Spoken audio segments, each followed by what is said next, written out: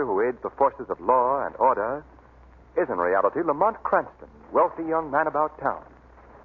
As the Shadow, Cranston is gifted with hypnotic power to cloud men's minds so that they cannot see him.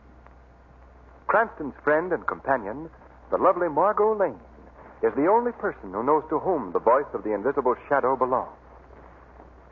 Today's story, The Voice of Death.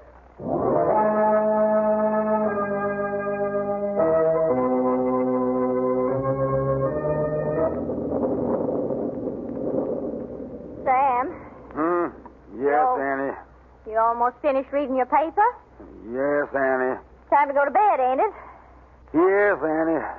Better make sure all the windows are shut. Sounds like a real mean storm coming up. Yes, Annie.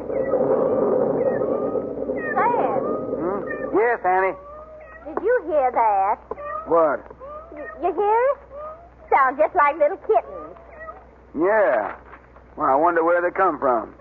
Well, the poor things outdoors on a night like this. Sam, will you go out and find them? Go on, will you? No, Annie, you don't. Just listen to them little critters. Ain't you got no heart, Sam? Oh, all right. Where's my raincoat? Oh, here you are. I'll set up a little box for 'em by the fire. All right. Now, stop your crying, kittens. I'm coming. Just wait. I'll heat up a bit of milk, too. You see him, Sam? No, not yet. Here, kitty. Annie, I don't. Sam, what's wrong? What in the name of all that's holy? Sam, what is it? Sam, what happened? Sam, blood. You're all covered with blood. Rose.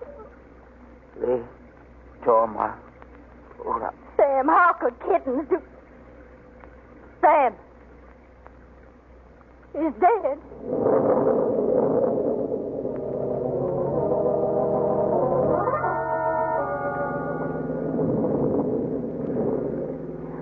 Well, I must say, Lamont, that we picked a fine day to go visiting. You want no secret, Margot? I'm your man. This whole thing is just an effect. Huh? A fact, eh? People always look for a mysterious atmosphere in the Louisiana bayou, so Mother Nature very obligingly provides for them. Oh, I see. Well, I must say that sunshine wouldn't make a great deal of difference. I don't see how it could ever penetrate those moss-laden trees. Much further to go, Lamont? I don't think so. Arthur told me the house was exactly 5 miles from that last bridge. Why in the world would anyone want to live way off like this? Well, the house has been in Arthur Whittington's family for many, many years, and Arthur, being a rather peculiar chap, I don't suppose it bothers him in the least. Oh. Forgive me for appearing dull, but I don't get it. Well, Margot, it's a long story. It began in college when we took a medical course together. I guess I was the only person in the whole school who really understood him. Well, why was that? Well, Arthur was a brilliant student, but he was also a highly sensitive lad, always imagining that people were making fun of him, laughing at him behind his back. Was there any reason for that? Well, yes, there was. It was his voice. He had the harshest sounding voice I'd ever heard. It cracked, it rasped, it did everything that a voice shouldn't do. Really? In fact, it was his voice that made him leave medical school. I don't follow you, Lamont. Well, it all happened one day in class. Arthur had prepared a paper, an excellent paper that he had to read aloud to the student body. I can see him now, nervously getting to his feet, fumbling with the paper, then clearing his throat. Thank you, Professor. I have the paper ready. I will now read some facts that I have prepared that are based on my findings of diseases of the heart. As we all know, diseases of the heart may be classified in two main groups. One, diseases of the valve.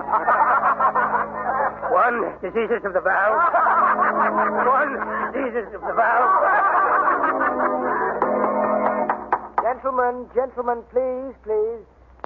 You may proceed, Mr. Whittington. Mr. Whittington, where are you going? Wait, why are you leaving the classroom? Well, he threw down his paper and walked right out of the room. And he also walked right out of the school, Margot. Oh, the poor boy. I've never heard of him since. But we've corresponded. And then, as you know, when he learned that we were down here in Louisiana fishing, he got in touch with me and invited us out to see him. Well, that goes a long way toward explaining his living out here so far from civilization. You know, he still must be sensitive about that horrible voice. Yes, I'm sure he is. But remember, we mustn't do anything to call attention to it. Oh, heavens, no, I wouldn't. Lamont, there's something right ahead on the road. Yes, Margot, yes, I see it. This rain on the windshield is hard to... Wait. It's some sort of a fence. Well, it looks like we've reached the end of the line, and not a house in sight. Oh. And there seems to be a sign on it. We'd better get out and investigate. Button up that raincoat, Margot. Oh, don't worry. Yeah. It's getting so dark you can hardly make the sign out. Here's your flashlight, Lamont. Oh, thank you. There we are. Well, Whittington Hall. Keep out. That's a nice welcome. Oh, I'm sure that doesn't mean that. Well, looks like we'll have to walk down this path to get to the house. I think I can just see it through the trees. Lamont, did you hear that? Yes. Sounds like little kittens.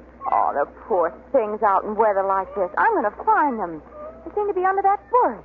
Here, kitty, kitty, kitty, kitty. Margot, you'll get so climbing around in that underbrush. Well, I'll have them in just... Margot! Lamont, come here quickly. Margot, what in the name? Dog, giant dog. Help me, Lamont. Get down, you. Get down. Get down. Run for it, Margot. This car will take care of him. Get down, you. Get out. There. They're running away. Margot, are you all right? Yes, I guess so. They didn't hurt you? No, one of them ripped my coat, that's all. Lamont, I don't understand. They sounded like little kittens. Yes, I know. Oh, what do you make of it, Lamont? I don't know. One thing is certain. We're going back to the car and get my revolver before we start for that house.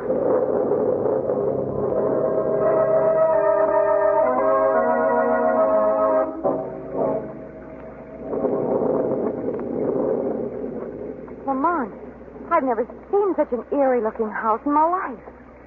The broken shutters and the crumbled stairs, those unpainted walls. Don't tell me that this is the Whittington mansion. I guess it is, Margot. I wish we were back in New Orleans. Well, if you'd rather we... Well, no, we've come this far. Go ahead and knock at the door. I promise you, if a ghost answers, I won't be surprised. No, frankly, nor will I. You going to tell Mr. Whittington about the dogs? Of course. Why not? Well, it may sound a bit strange in the telling. Dogs that sound like little kittens. Well, he may know who's... What do you want? Oh, good evening. We'd like to see Mr. Whittington, please. What is it about? He's expecting us. There are no guests expected here tonight. Well, if you'll say that Miss Lane and Mr. Cranston are I here... tell you that Mr. Whittington is not seeing anyone tonight. Jasper, what is it? People here, Mr. Arthur. Oh, Arthur, it's Lamont Cranston. Lamont, come in. Come in. Jasper, you old fool. I told you we were expecting Mr. Cranston. Sorry, Mr. Arthur. Come in, sir, please. Well, Lamont, I'm glad you were able to come. It's good seeing you again. Well, thank you, Arthur. I'd like you to meet a friend of mine, Miss Lane. This is Arthur Whittington, Margot. How do you do, How Miss do you Lane? do, Mr. Whittington? Well, come, take off those wet coats. Thanks. Yes, we're more or less swimming in these. Jasper, show Miss Lane and Mr. Cranston into the living room. There's a fire there, Lamont. You can dry off. All the comforts of home. Yes. Now, if you'll excuse me for a moment, I'll go and arrange for dinner. Oh, yes, of course. You will come this way, please. Thank you. Lamont, this place is just as scary inside as it was outdoors. Yes, I see what you mean. Those musty walls and that worn furniture. The candles and old-fashioned lamps. Gee, I don't understand how anyone can live here. There's something else that's more difficult to understand, Margot. What do you mean? That man that greeted us was Arthur Whittington. But it was not Whittington's voice.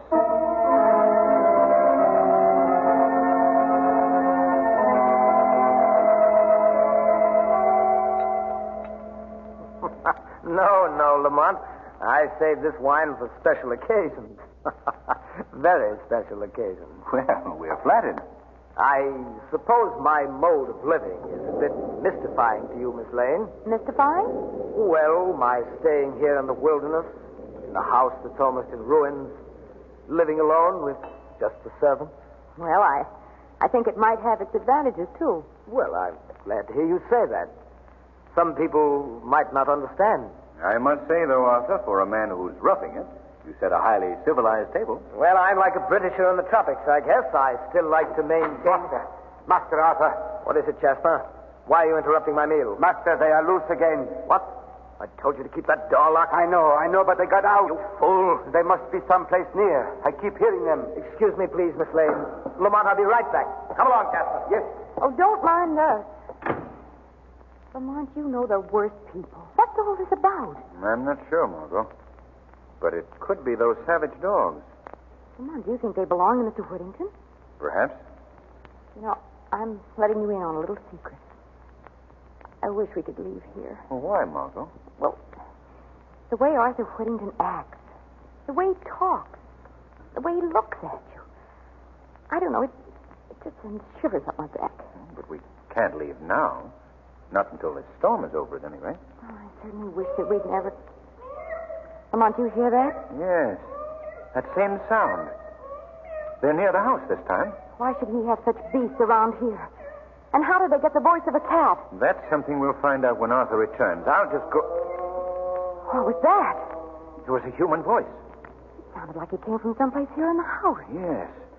Oh, I don't like this place, Lamont. When he comes back, I think you should ask for an explanation. I think we should know about those dogs and that moaning, too. Yes, when Arthur returns... I have returned, Oh. Lamont. I didn't hear you come in.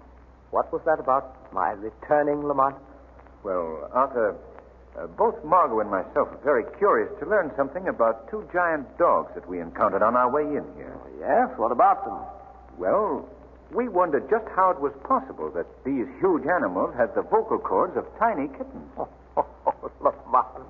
I shouldn't have given you that last glass of wine. No, but it's true. I saw and heard them, too. Oh, now come, Miss Lane. I'd say your imaginations were working overtime. Who is that, Arthur? What? Well, what are you talking about? There, hear it? That voice. Someone in this house. Arthur, we've got to... Yes. Yes, I know. Now that you've heard him, I'll have to explain his presence. Well, who is it? Why did he cry out like that? Miss Lane, that was a cousin of mine, Frank Harper. He's in one of the rooms off this corridor. He's locked in that room because he's not right mentally. Oh. I'm sorry you had to learn about this. Family skeletons are never very pleasant topics. Harper. Yes, you see, my dear cousin Harper. I've gotten free of my shell at last. Oh. And now... Get out of here, do you hear me? No, I won't. Help me, you two. Help me. He can't keep me here like this. Look, fool, get back to your room. No, let me go. Take it easy, Arthur. I must handle this my own way. Don't let him send me back. Help me. Shut up, you fool. Come in here with me. No. Lamont. Oh, Lamont, that was horrible. Yes, and it was also very revealing. What do you mean? The voice of that man Harper is the same one that used to belong to Arthur Whittington.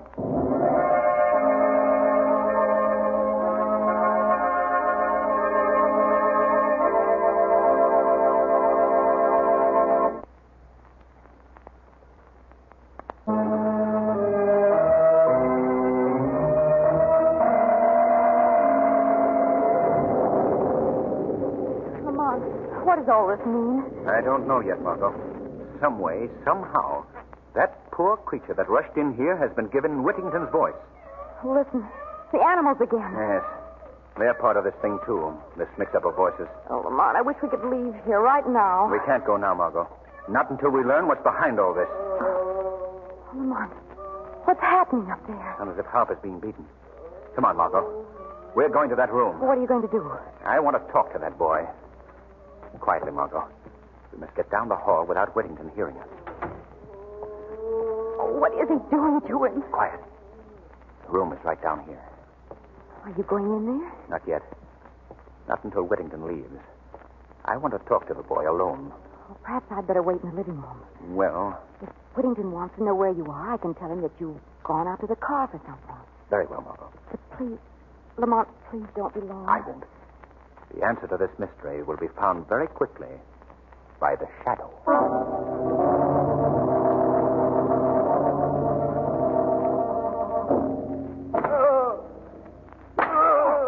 That'll teach you not to go running around this house. Now you stay here and be quiet, understand? See that you obey me in the future. Good night, my dear cousin.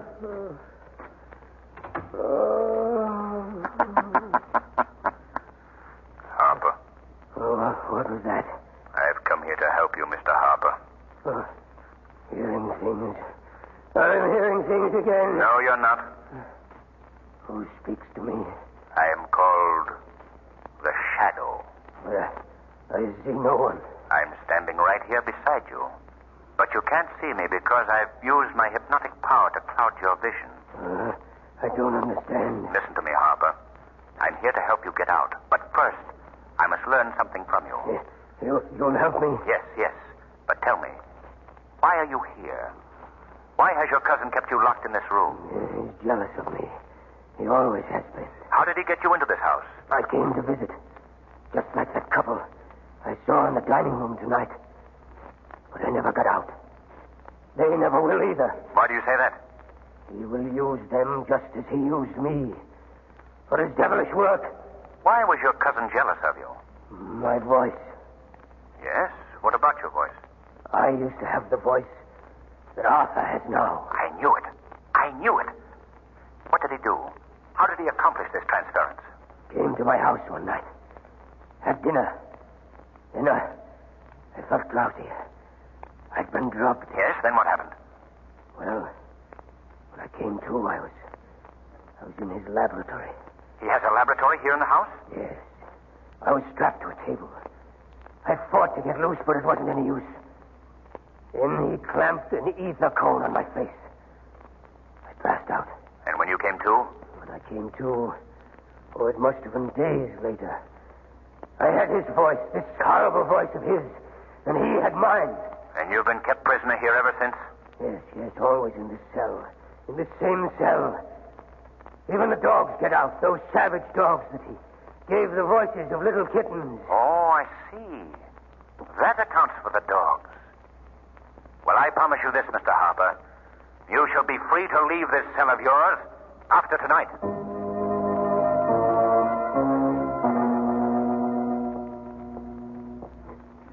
Is that you, Lamont? No? Oh. I'm sorry. Oh, Mr. Whittington.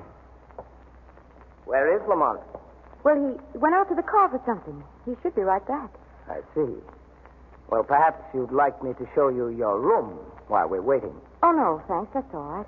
I'll wait for him. I'd rather you'd come with me now, if you will. I have several chores to perform, and I'd just like you to know where your room is. Oh, very well. Just down this hall, Miss Lane. Thank you. I think you'll be very interested in what I have to show you. This will be your room. Won't you step inside? All right. Is there a light that I can... What are you doing? I'm just making sure that no one will disturb us, Miss Lane. Why did you lock that door? You'll see. Now we'll put on this lamp. There. What's wrong? What is this place? This is my laboratory, Miss Lane. My workshop, where I conduct my experiments. Let me out of here and unlock that door at once. I'm sorry, but you're staying here. If you don't let me out, I'll call for help. Lamont will hear me. Why don't you call? Lamont! Lamont! Before you continue, Miss Lane, you might be interested to learn that these walls are completely soundproof. Why are you doing this? Why have you got me here? You're going to help me, Miss Lane. Help you? Yes. You're going to be a party to an experiment of mine. My greatest experiment. What do you mean? You'll learn soon enough. First, I'm afraid I must strap you to this table. No, keep away from me. Stop being such an obstinate No, fool. don't do that. Lamont! Stop pounding on that door. Let go of me. You come with me now. Ow! On this table. No, you can't do this. There you are. Let me go. Let me go. Now, a few straps to hold you securely. No, let me loose. There we are. Oh. Now you can struggle or scream as much as you wish. I'd particularly recommend the scream. It may be your last chance to use it. What do you mean? This experiment of mine has to do with your voice, Miss Lane. That's my work, you know. The transference of voices. What are you saying? You've already heard two of my examples. The dogs with the voices of little kittens. And my cousin, Frank Harper. And it's true. What Lamont thought is true. Oh, so he guessed my secret, eh? Well, he'll never live to tell it. Oh, no. You will survive, though. But you won't be able to tell it either, Miss Lane. What are you going to do to me? I'll show you. The answer to your question is in this box. Let me open it. There we are. A cat. Yes, a cat. Have you ever seen a more beautiful cat? She's pure Persian, aren't you, girl? What has a cat got to do with me? A great deal. I'm giving her your vocal cords. No. No, you don't know what you're doing. You're mad. Not at all. I merely have a great hatred, Miss Lane, for the entire human race. They ruined me. Their heartless cruelty blighted my entire life. But animals, you're different. Aren't you, my little pet? No, you can't mean what you say. But I do. Lady knows that, don't you, girl? She knows that after tonight, we'll be able to converse. Be able to tell one another all the things that we've kept stored up. You can't do this. And you, Miss Lane, as befits your sex, you will have the vocal cords of a cat. No. Now I think we can proceed with the No, experiment. keep away. Keep away. There will be no pain. This Skeeter will take care of that.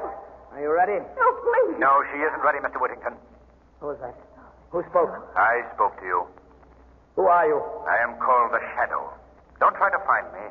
I've made myself quite invisible to your eyes. What are you doing here? Why are you interrupting my work?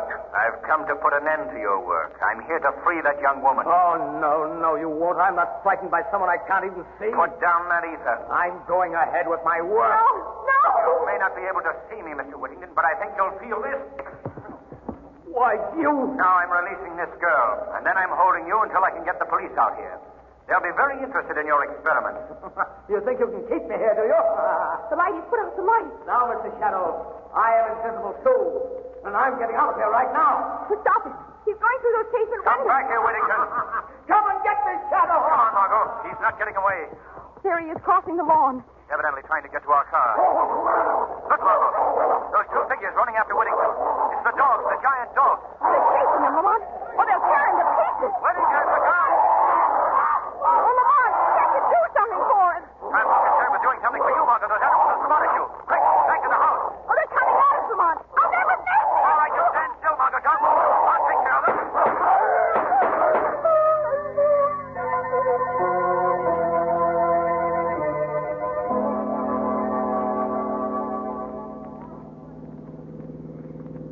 Well, now that we see that Mr. Hawker's in good hands, I don't mind saying I'm certainly glad to be leaving that place, Lamont. You do know such interesting people. Well, you can't say they're dull. No. Did you tell the police about the dogs? Yes. They've destroyed them. And Whittington's body is being removed to town. You know something, Lamont? What?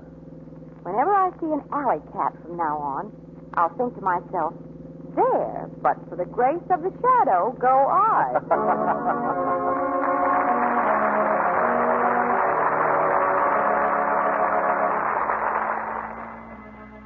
The weed of crime bears bitter fruit. Crime does not pay. The Shadow knows.